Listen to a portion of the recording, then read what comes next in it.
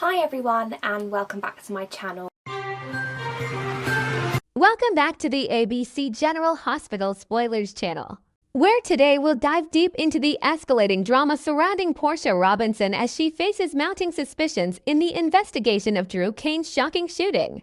In the bustling halls of General Hospital, whispers of betrayal and hidden truths are about to unravel, pulling Portia into a web of scrutiny that could expose long-buried secrets and shatter her carefully constructed life. As the plot thickens in Port Charles, Portia finds herself squarely in the spotlight, courtesy of Felicia Scorpio's diligent probe into hospital attendance logs.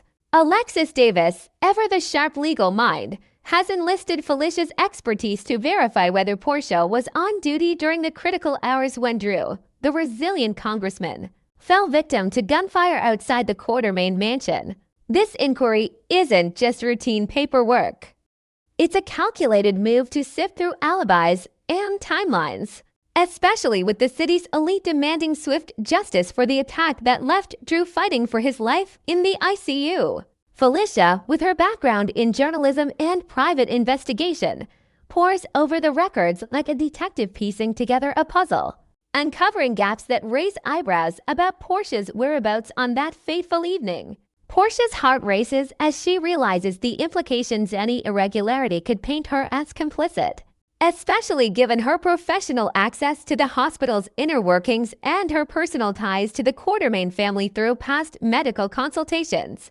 Rewinding to that turbulent night, Portia wasn't clocking in for a shift but entangled in a passionate, forbidden liaison with Isaiah Gannon, the charismatic new surgeon who's turned her world upside down.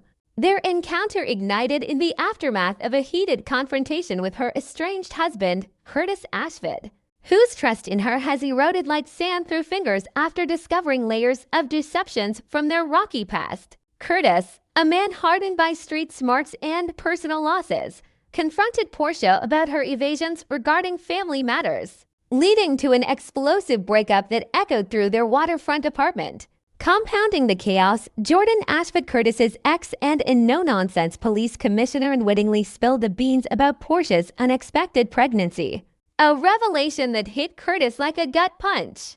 This bombshell not only strains their already fragile co-parenting dynamic with their daughter, but also amplifies Portia's vulnerability, as the pregnancy ties her emotionally to Curtis while her heart pulls her toward Isaiah's comforting embrace. In a city rife with interconnected lives, this news circulates faster than gossip at Kelly's diner, setting the stage for even greater complications as Portia's dual loyalties clash under the weight of impending fatherhood questions. Enter Felicia Scorpio, the vivacious patient advocate whose role often blurs the lines between caregiver and sleuth, confronting Portia directly in a quiet hospital corridor lined with flickering fluorescent lights, posing her questions under the guise of a standard file audit. Felicia probes, "Where exactly were you when Congressman Cain was gunned down?"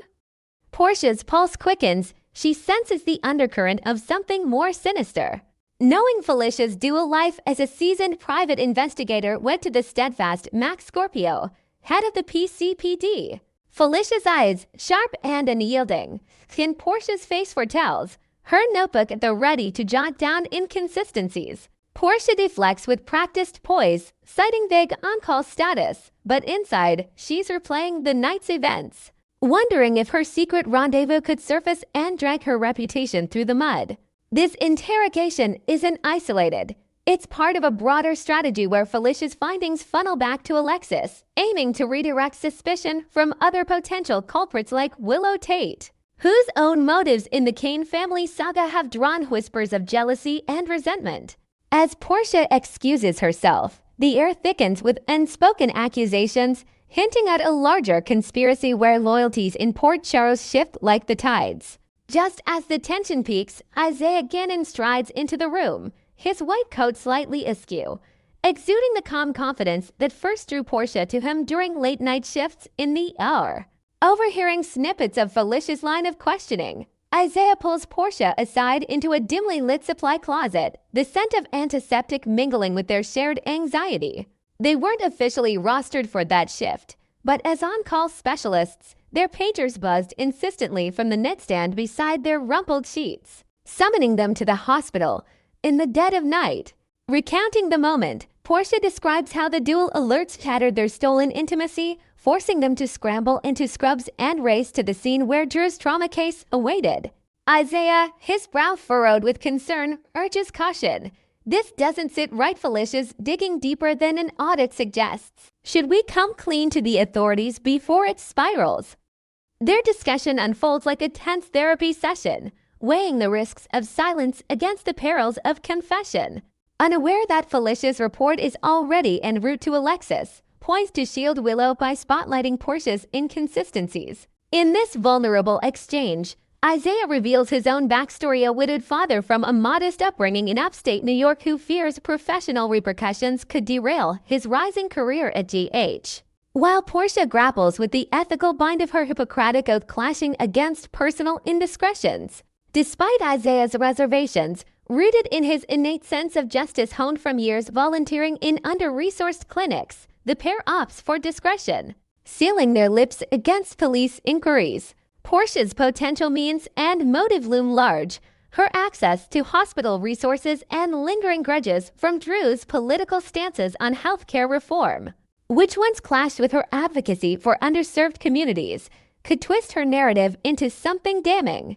This decision haunts them like a shadow, as days blur into a summons delivered by a stern court officer commanding Portia's appearance at the imposing Port Charles courthouse. Under the harsh glare of courtroom lights, with Alexis orchestrating the proceedings like a chess master, Portia takes the stand, her hands trembling as perjury charges dangle like a sword of Damocles. The weight of ethical dilemmas presses in: her medical license, her family's stability, the unborn child's future, all teetering on the brink as the affair spills into the open. Broadcast on local news feeds and fueling tabloid frenzy. Curtis, seated in the gallery with a stony expression, absorbs the betrayal anew, his pain mingling with reluctant empathy for Portia's predicaments, while Jordan watches with a mix of vindication and sorrow.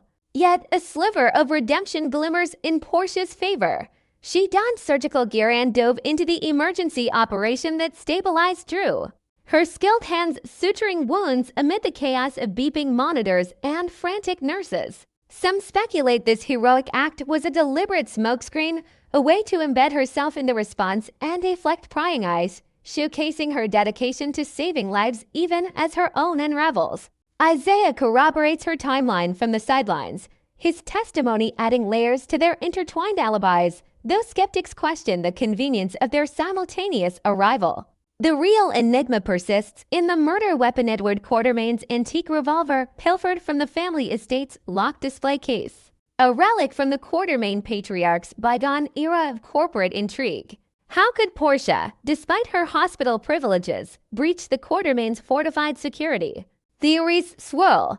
Perhaps an inside tip from a disgruntled staffer, or a forgotten key from past house calls during Leela Quartermain's illness. As the trial unfolds, new witnesses emerge, including a shadowy figure spotted near the mansion gates, hinting at broader conspiracies involving corporate rivals or political enemies of Drew's congressional bid.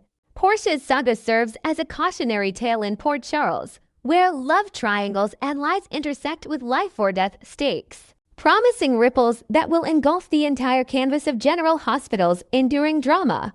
Next, we will explore the intriguing buzz surrounding Giovanni Gio Palmieri and how he's emerging as Port Charles' potential new Jason Morgan, blending heartbreak, heroism, and hints of destiny in ways that have fans buzzing with excitement.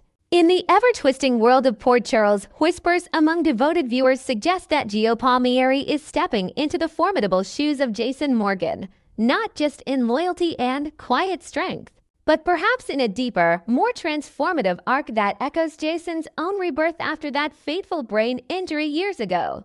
Back then, Jason awoke as a blank slate, forging a new identity through raw instinct and unbreakable bonds, shedding his past like a snake's skin to become the town's unyielding protector.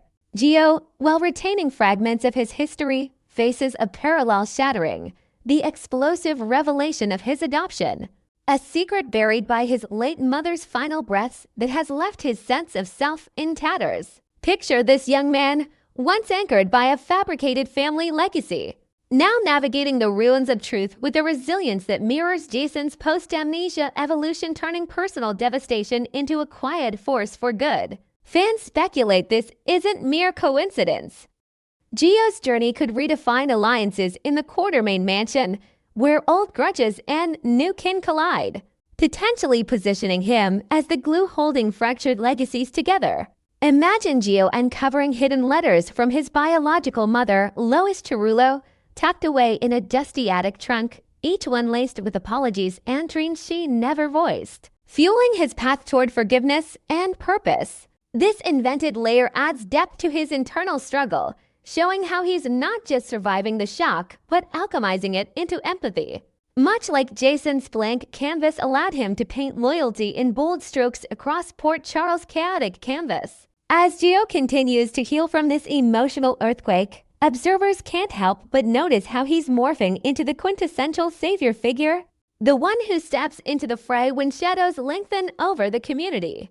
No longer the isolated soul reeling from betrayal, he's blossoming into everybody's friend, a moniker that fits his expanding circle of quiet support amid the town's relentless drama. Though the sting of his parentage revealed as Dante Falconeri and Brooke Lynn Quartermain still lingers like a fresh bruise, Gio's defenses are crumbling, replaced by an openness that invites connection rather than repels it. He ceased the sharp rebukes toward Dante's steady guidance or Brooke Lynn's tentative overtures, evolving from a guarded newcomer to someone who listens, nods, and offers a steady hand without fanfare. Envision him lingering after a tense family dinner at the Quartermain estate, helping clear the table while sharing a rare laugh with Lois over an old vinyl record of her Cerullo family tunes. A moment that bridges generations and mends invisible rifts. His politeness toward the Quartermains remains unwavering since his arrival, claiming a guest room in their opulent home not as an intruder, but as a grateful ally. Always ready with a kind word for Monica's weary wisdom or Ned's gruff counsel. When crisis strikes, be it a neighbor's sudden illness or a friend's whispered confession, Gio materializes like a guardian angel, his presence a balm in Port Charles' storm-swept streets. This pattern feels eerily reminiscent of Jason's era, where he was the silent sentinel, pulling strings from the shadows to safeguard the vulnerable, suggesting Gio's innate heroism might soon demand a spotlight all its own. Delving deeper into the Quartermain dynamics, Gio's influence is subtly reshaping their storied future, injecting fresh optimism into a clan long plagued by infighting and lost fortunes. A pivotal moment this week left Gio's on the floor. Tracy Quartermain, the iron-willed matriarch notorious for her unyielding pride, issued a sincere apology to Veronica Ronnie Bard, a gesture as rare as a total eclipse in the daytime drama skies. Tracy, who has built an empire on never bending and whose own son Ned once quipped she'd sooner vanish into the ether than admit fault, stunned everyone by owning her past missteps toward Ronnie with genuine remorse. This wasn't a scripted formality, but a heartfelt reckoning, perhaps sparked by the mansion's echoing halls feeling emptier without harmony. Gio, ever the catalyst, orchestrated this thought indirectly through a heartfelt conversation with Tracy in the garden under a canopy of blooming roses, urging her to see Ronnie not as an adversary but as a woman deserving of closure after years of slights. He didn't bask in the glory when Ronnie entered Bobby's diner with renewed poise, her eyes bright with unexpected vindication. Instead, Gio exuded a subtle assurance, a knowing smile hinting at the pep talk's success without claiming the win. This echoes Jason's understated prowess, where a single, firm word could realign loyalties or defuse powder kegs, like his interventions in Corinthos' family feuds. Adding a new twist, suppose Gio discovers an old Quartermain ledger hidden in the library, revealing Tracy's long-buried debt to Ronnie's family from a forgotten business deal, details that could extend this reconciliation into a broader legacy of amends, fortifying the Qs against external threats like corporate raiders eyeing LQ shares. Reflecting on the catalyst of Gio's transformation takes us back to the electrifying chaos of the last nurse's ball, an event that detonated his world like a thunderclap in a quiet harbor. The glittering affair, alive with performances and undercurrents of romance, turned nightmarish for Gio when the veil lifted on his origins, Brooke Lynn and Dante as his true parents. his mother's lifelong deception a cruel shroud over his identity. His initial fury was raw and justified, a torrent of disbelief that saw him storm offstage amid gasps from the crowd, fists clenched against the betrayal that redefined his every memory. Flashbacks in our minds replay him pacing the dimly lit balcony overlooking the ballroom, tears mixing with rage as confetti from the festivities swirled like mocking confetti. Yet, in the weeks since, that volcanic anger has cooled into a steady glow, revealing a maturity that outshines even the seasoned players around him. Gio has emerged as the room's sole anchor during spirals of Quartermain melodrama. Think of him mediating a heated boardroom clash over LQ's direction. His calm voice cutting through accusations like a lighthouse beam in fog, urging cooler heads and collaborative paths forward. He's extended lifelines to those adrift, such as quietly funding a community outreach program at the hospital in honor of his late mother, blending his grief with action that benefits strangers. This evolution parallels the core essence of Jason Morgan, that dependable undercurrent of decency beneath the tough exterior, always prioritizing the greater good over personal vendettas. Fans dub it kismet, especially as Sonny Corinthos and Jason edge toward well-deserved respites from their high-stakes lives, leaving a void in the power structure that demands a successor. Looking ahead, the question looms, could Gio be the one to fill Jason's role as Sonny's trusted enforcer, or does his gentler spirit disqualify him from such shadowed duties? With Sonny contemplating semi-retirement amid health whispers and Jason's loyalties pulling him toward family horizons, Port Charles craves a new pillar of strength to maintain the fragile peace. Gio's softness, his preference for dialogue over dominance, empathy over intimidation might seem a mismatch at first glance. Yet it could be his greatest asset in a town weary of endless cycles of violence. Invent a scenario where Gio intervenes in a brewing turf skirmish at the docks, not with fists, but with shrewd negotiation, drawing on his musician's ear for harmony to broker an unlikely truce between rival factions, earning Sonny's reluctant nod of approval. His ties to the Quartermains position him uniquely, bridging high society with street-level grit, potentially evolving ELQ into a force for positive change rather than cutthroat deals. While some speculate he's too tender-hearted for the Corinthos inner circle, others envision him as a modern Jason, one who saves lives not just through action, but through fostering unbreakable bonds that outlast bullets and betrayals. As Gio's story unfolds, his potential to redefine heroism in Port Charles keeps us hooked, promising twists that could entwine his fate with the legends who've come before. Thanks for watching, guys. See you soon. Bye.